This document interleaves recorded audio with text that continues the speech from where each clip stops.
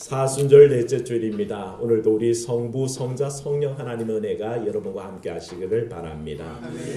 어저께는 우리 교회를 통해서 지나왔던 시간들을 잠시 돌아볼 수밖에 없는 일들이 있었습니다. 여러분이 아시다시피 혜인이가 제가 처음 이 교회에 왔을 때 고등학생이었습니다. 고등학생, 정말 파릇파릇한 고등학생이었는데 이제 벌써 어엿한 3월에 신부가 되어서 멋진 신랑을 만나서 결혼식을 했습니다. 신부 대기실에 가서 신랑 신부 축복하러 갔더니 부케 들고 앉아있는 포스가 명성왕후입니다. 후덕하고 아주 복스럽고 현모양처감이고 누가 보더라도 부잣집 맏며느리감 같은 그런 포스로 앉아서 미소 짓는데 얼마나 좋은지 모르겠습니다. 신랑은요 어디서 그런 녀석을 물어왔는지 아주 신랑이 예쁘게 잘생겼어요. 그래서 보면서 우리 선우도 저런 녀석을 물고 와야 되는데 그런 생각을 했었습니다만 그래서 축복해주고 결혼하고 한 1년 동안 탄자니아의 선교사로 부부가 떠났다가 그렇게 돌아오게 된다니 그 장도를 또 축복하게 되었습니다. 그러면서 한편으로 드는 생각이 문옥경 집사님, 돌아가신 문옥경 집사님 생각이 많이 났습니다. 손녀 키우던 그 마음, 그 손녀가 저렇게 자라서 시집가는 모습을 보면 얼마나 참 감격스럽고 얼마나 대견스럽고 얼마나 좋아하셨을까 하는 그런 생각이 문득 들었습니다. 그래서 벌써 꽤 오래된 일이네요. 그런 기억이 났고요. 또 한 가지 일은 유병의 권사님, 아까 이한기 집사님 기도하셨지만 어제 아침에 향년 88세로 하나님의 부르심을 받았습니다. 암이 악화되어서 요양병원에 계시다가 돌아가시기 3일 전에 자녀들에게 나 여기서 있기 싫다. 내가 살던 자리, 내가 눕던 자리에서 하나님 부르심 받으면 좋겠다. 그렇게 해서 청해서 집에 모시고 와서 딱 4일 만에 평안하게 부름을 받으셨다고 합니다. 어저께 장로님과 함께 문상을 가서 상주들과 이야기 나누며 권사님 얘기 많이 했습니다. 제 기억에 잊을 수 없는 것은 유 권사님 허리가 아파서 도저히 걸음걸으실 수 없을 때에도 새벽 기도에 나오시는데 폭설이 내리던 날입니다. 너무너무 눈이 많이 와서 저 옆에 있는 계단이 계단으로 보이지 않고 그냥 미끄럼틀로 보이는 그 계단을 걸어내려서 오실 수가 없으니까 그저 엉덩이로 미끄럼 타듯이 내려오셔서는 자기의 사명처럼 여기는 저 성전 문을 열고 새벽기도 문을 열었던 그 기억을 제가 갖고 있습니다. 인천에 가신 다음에도 집 가까운 교회를 출석하시면서 전도 모임이라고 그 교회가 모이면 그 교회는 전도 모임에 계란탕을 대접한답니다. 그 계란 몇 판을 손수 다 까서 그걸 개야하는 게 본인의 사명처럼 허리도 안 펴지는 분이 그렇게 달려가서는 전도 일을 돕곤 하셨다고 합니다.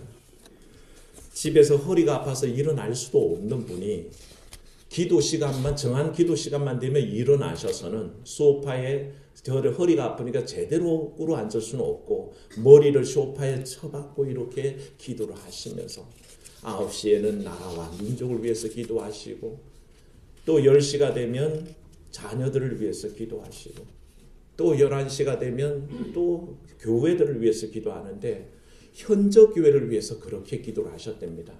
떠나가셨는데도 여전히 현저 교회들 이름을 다 기억하시고 한 사람 한 사람 이름을 불러가면서 기도하셨다는 얘기를 듣고 참 가슴이 뭉클했습니다.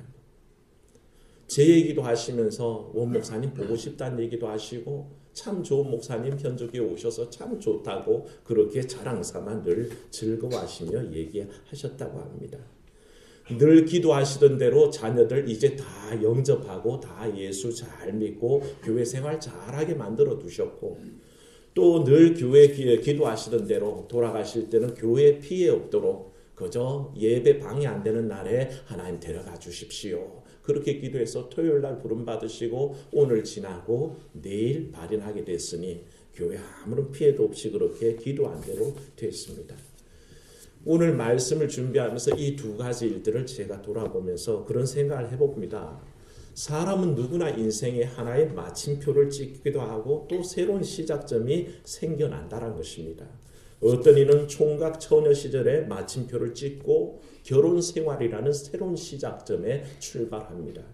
어떤 이는 이 땅의 수고를 마치고 이 땅의 삶의 마침표를 찍고 그 자리에서 천국의 삶을 시작하는 시작점을 찍기도 한다는 것입니다.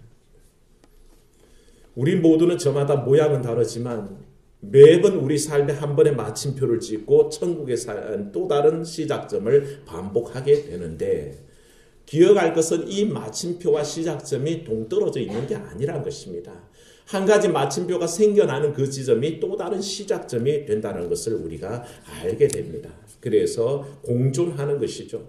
한 시대의 마침표 자리에서 또 다른 시대가 시작된다는 것을 우리는 알아야 합니다.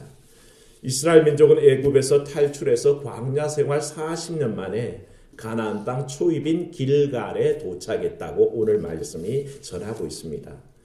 여기서 그동안 광야에서 주셨던 만나가 그치고 그 땅의 소산물을 먹되 볶은 곡식을 먹었다 했는데 이 의미를 성경에서 뭐라고 했냐면 한번 따라합시다. 애굽의 수치를 면했다. 이 사건을 가지고 말하기를 애굽의 수치를 면했다라고 표현했습니다. 사실 애굽의 수치를 면한 일은 이스라엘 백성이 출애굽에서 하나님의 은혜 가운데 광야길을 가고 만나를 먹는 동안에 이미 수치를 면하는 일은 시작이 됐다는 것입니다. 그런데 하나님께서 이 광야 40년을 데리고 다니시면서 아무리 인생이 절박한 환경, 척박한 환경에도 하나님의 말씀과 하나님의 인도 속에 산다는 것을 훈련하시는 중요한 과정이었습니다. 그런데 이것이 이제 끝마쳐지면서 완전히 새로운 가나안 정착 시대가 시작됐다고 선언하고 있는 것을 우리가 보게 됩니다. 한 시대는 가고 또 새로운 한 시대가 온 것입니다. 여러분, 미래는 과거와 다르고 미래를 살게 되는 이스라엘은 과거의 애굽의 수치스러운 종살이와는 다른 삶을 갖게 된 것입니다. 이런 중요한 마침표와 시작점이 있는 그 지점에서 이스라엘 백성은 두 가지를 행합니다. 첫째가 뭐냐 하면 오늘 읽지는 않았지만 2절 말씀에 한번 가보십시오. 5장 2절 말씀 앞에 보시면 이스라엘이 길갈에 이르렀을 때 한 가지 행한 일이 있습니다. 뭘 행했다고 합니까? 할례를 행했다고 그렇게 얘기합니다. 이 마침표와 시작 지점에서 이스라엘은 할례를 드리는 것을, 할례를 행하는 것을 보게 됩니다. 오늘날로 따지면 우리의 세례와 동일한 의미죠. 이를 통해서 종살이하던 애굽의 노예 계급이 아니란 것입니다. 이 할례는 하나님의 백성이요 하나님의 새로운 신민이요 하나님께서 인도하시는 친히 사랑하시는 자녀라는 것을 자기들이 선포하는 행위라는 것입니다. 세례 역시 마찬가지 아닙니까? 이번 부활절에 세 분이 지금 세례를 준비하고 계십니다. 김영호 성도님, 그리고 이동분 성도님, 조봉남 성도님 세 분이 열심히 세례 교육을 받고 계신데 높은 연세에도 굉장히 열심히 받고 계셔요. 그래서 지난 시간에는 우리가 죄인입니다. 또 그럼에도 하나님께서 우리를 사랑하사 예수 그리스도를 통해서 죄 사하시고 우리를 구원하셨습니다. 여기까지 외우셨습니다. 열심히 외우신 다음에 하시는 말씀이 맨날 까먹어 그러시는데 사실은요 여기 오래 교회 다니신 분들도 그걸 내용을 까먹는 게 아니라 그 사실 자체를 까먹어 버립니다. 내가 구원받은 존재라는 것도 잊어버리고 살 때가 많고요. 내가 하나님의 죄 사하시는 그 은총 속에 영생을 얻었다는 것도 별로 실감하지 못하고 살아가니까 사실은 똑같다는 것입니다. 제가 기도하는 것은 우리 세 분 이제 세례받는 부활절까지 열심히 교육받으시고 한 주도 빠지시면 안 됩니다. 빠져서 매주 교육받으시고 함께 고백함으로 나가기를 계속 기도하고 있습니다. 사랑하는 여러분, 우리 모두가 그렇습니다. 여러분이 죄인인 것을 믿으시기를 축원합니다. 또한 그 죄를 위해서 우리 하나님께서 우리를 사랑하사 예수 그리스도를 통해서 사죄하시는 은총이 있다는 것을 기억하시기를 축원합니다. 우리는 그런 존재입니다. 바로 주께서 우리를 용서하셔서 새로운 인생 되게 하셨다는 거죠. 이스라엘이 길갈에서 새로운 마침표를 찍고 새로운 시작점에 처하면서 할례를 행함으로 자기 인생의 변화가 있다는 것을 고백하게 된 것입니다. 할례가 끝났더니 하나님 앞에 자기를 드리는 것을 끝냈더니 오늘 내용적으로 9절 말씀이 연결이 되고 있습니다. 9절 말씀 한번 보십시오. 내가부터 한번 읽어봅니다. 시작. 내가 오늘 애굽의 수치를 너에게서 떠나가게 하였다 하셨으므로 그곳 이름을 오늘까지 길갈이라 하니라. 아멘. 이 할례가 끝나자마자 하나님께서 그 할례 행위를 받으시고 하신 말씀이 너희가 애굽의 수치를 면했다 그렇게 얘기합니다. 면했다 이 말 때문에 그 지점을 그때부터 길갈이라고 불렀는데 길갈의 뜻이 뭡니까? 거기 길갈이란 말에 몇 번이 적혀 있죠? 예, 3번이라고 되어 있죠. 자세히 보시면 3번입니다. 1번처럼 보이는데 밑에 보시면 3번에 뭐라고 되어 있습니까? 아래에 각주에 굴러간다라고 되어 있습니다. 각주는 이 길갈의 이름의 뜻이 굴러간다라는 뜻입니다. 다시 말하면 애굽의 수치가 애굽의 종되었던 노예살이가 하나님 앞에 할례를 행하고 내가 하나님의 백성입니다 선포해버렸더니 그 적시로 멀리 굴러서 사라지더라는 것입니다. 없어져 버렸다는 것입니다. 더 이상 애굽의 수치를 받는 백성이 아니요 노예 계급이 아니라 하나님의 택한 백성으로 자리매김됐다는 것입니다. 이게 이스라엘 백성만 그렇습니까? 여러분도 그러한 것을 믿으시기를 축원합니다. 우리가 하나님을 영접하는 그 순간에 우리는 종되었던 백성 아닙니다. 죄의 노예됐던 백성들이 아닙니다. 하나님의 신실한 자녀인 것을 믿으시기를 축원합니다. 우리의 신분이 완전히 바뀌어진 것이죠. 바로 그 일이 할례를 통해서 증명이 되었다는 것입니다. 사랑하는 여러분, 이런 변화가 이 사순절에 여러분 삶에 있기를 축원합니다. 이 사순절은 그리스도의 십자가에 더 깊이 나아가고 우리를 구원하신 그 은혜에 나아가는 사건입니다. 그러므로 우리가 이때에 더 우리의 삶이 한 번에 마침표를 찍고 옛 사람은 죽여버리고 새 사람이 내게서 다시 태어나는 그런 결단이 있는 귀한 사순절 되시기를 주의 이름으로 축원합니다. 두 번째 행한 일이 있습니다. 10절 말씀에 한번 넘어가 보시면 10절 말씀에 뭘 지켰다고 되어 있습니까? 그 부분에 유월절을 지켰다고 얘기합니다. 유월절은 예배의 삶을 얘기합니다. 예배의 삶을 통해서 한 시대가 마감되고 또 새로운 시작점을 열고 있다는 것을 알게 됩니다. 사랑하는 여러분, 이 시작 지점에서 비록 만나가 그쳤다고 은혜가 그친다고 생각하시는 것은 착각입니다. 절대 은혜가 지금 만나가 그쳤다고 은혜가 끝난 것은 아닙니다. 사랑하는 여러분, 하나님께서 새로운 은혜 주시는 것을 믿으시기를 축원합니다. 하나님은 한 시대의 은혜가 끝났으면 다른 은혜를 또 주시는 겁니다. 만나가 그쳐졌기 때문에 새로운 은혜에 가나안 땅에서 나는 소우추를 먹게 하신다는 겁니다. 그게 하나님의 은혜입니다.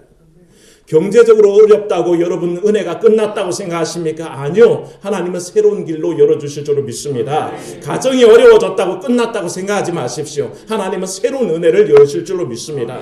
어떤 분들은 자기의 삶의 한 단계가 끝났다고, 내가 지금 건강을 잃었다고, 내가 지금 심한 고통 중에 있다고 은혜가 끝났다라고 생각하시는데 천만에 하나님은 새로운 은혜로 우리 가운데 주시는 줄로 믿습니다. 그런 역사가 있다는 것입니다. 새로운 은혜를 준비하셨고 마치 가나의 혼인잔치에서 포도주가 다 떨어지면 뭘 주십니까? 물로 만드신 포도주를 주신다는 겁니다. 새로운 은혜이죠. 예전에 있던 포도주만 고집하면 하나님의 기적의 산물인 그 물로 만든 포도주를 경험할 수가 없다는 것입니다. 여러분 인생에 큰 변화가 있습니까? 새로 주실 은혜를 사모하시기를 축원합니다.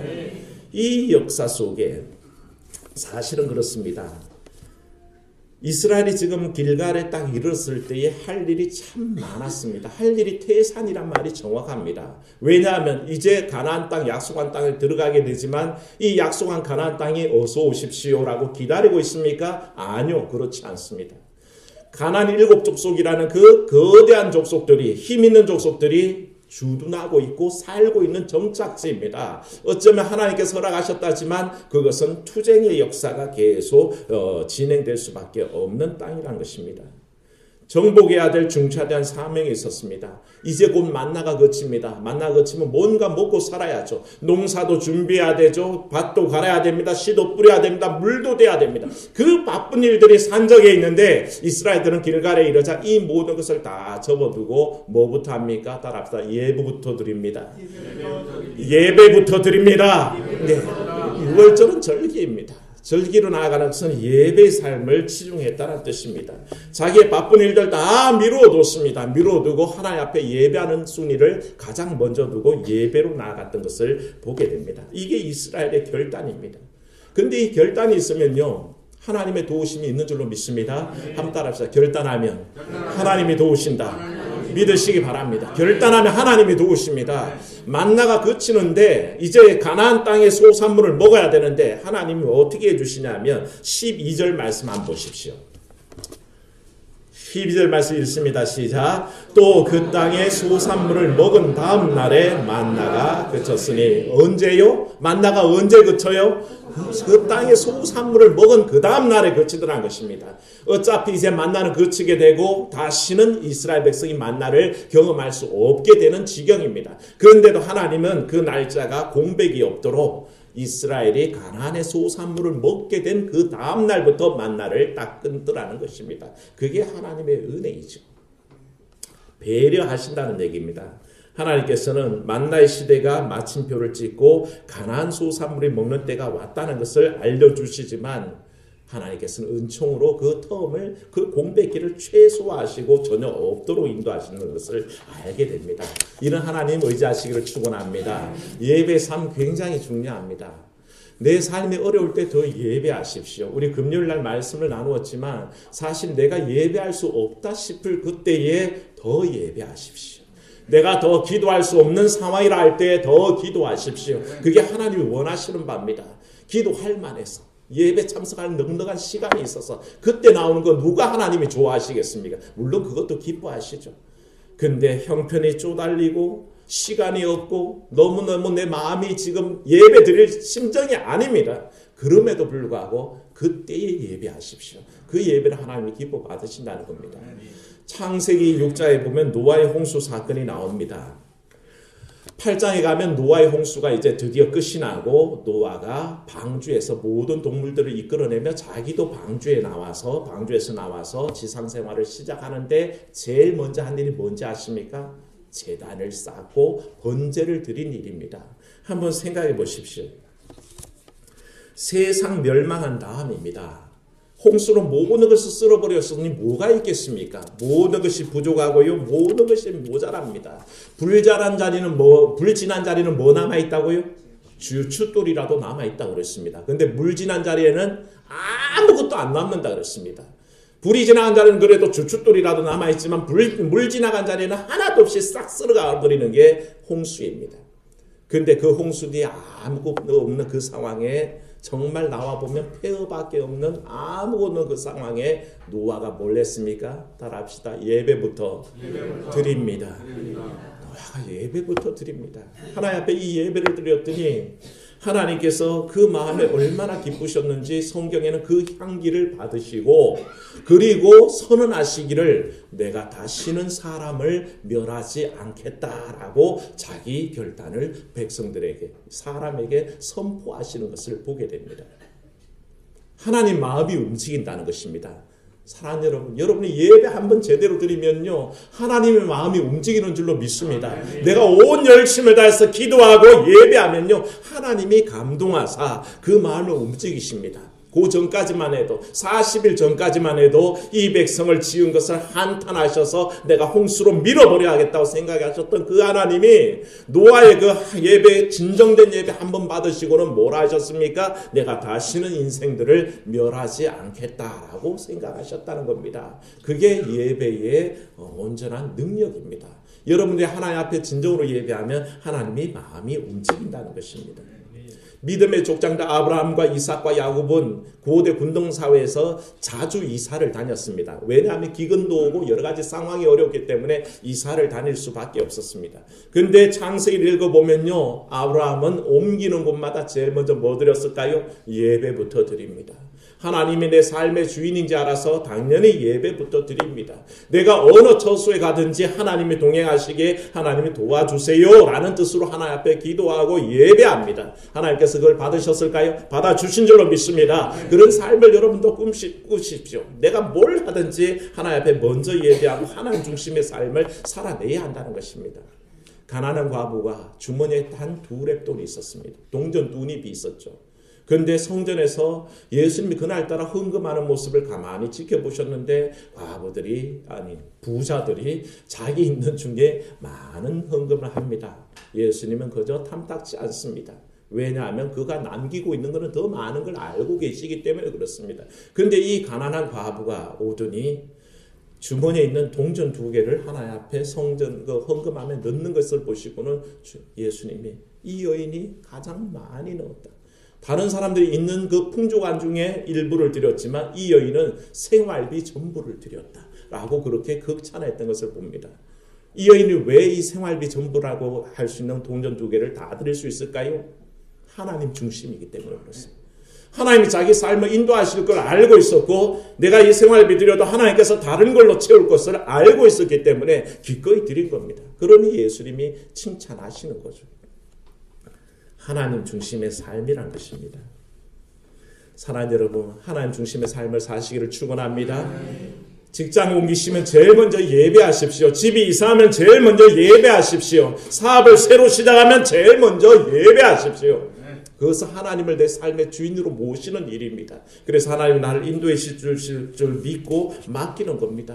하루를 시작할 때에 이부자리에서 일어나자마자 꿇어 엎드려서 기도하십시오. 한 달이 시작될 때 하나님 앞에 예배함으로 기도하십시오. 이 모든 일들이 내 삶이 하나님의 것입니다. 하나님 인도해 주십시오. 라는 고백인 겁니다.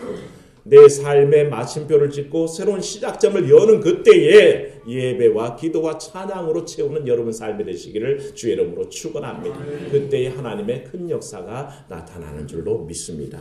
기도하겠습니다. 은혜로우신 하나님 아버지, 우리가 이 땅을 살아가다 보면 어떤 때는 마침표를 찍게 되고 어떤 때는 시작점을 찍게 됩니다. 하지만 이 모든 상황 속에 하나님께서 새로 여실 시대를 사모하게 도와주시옵시고 그 여시는 가운데 주의 능력으로 인도하심을 믿게 하여 주시옵소서.